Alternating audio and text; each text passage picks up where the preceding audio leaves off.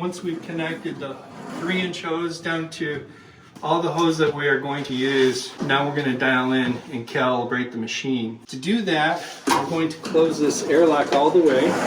We're going to turn the machine on just for the blower. We're going to turn on just the air. We got 2 blowers. I'm going to turn one up all the way on 7 and see where we're at down here. See that airlock pressure thing? I'm going to cup my hand over the end. That's a lot of pressure, so we don't even need all 7 of the blower.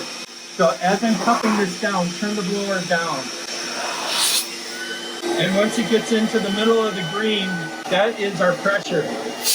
That takes the guesswork out of how much PSI you've got going into that wall, because now we've measured it right here. The airflow will stop when it reaches that particular PSI. When we're filling your wall cavity, you'll actually see the material stop in here. It's packed just perfectly. It will not overpack.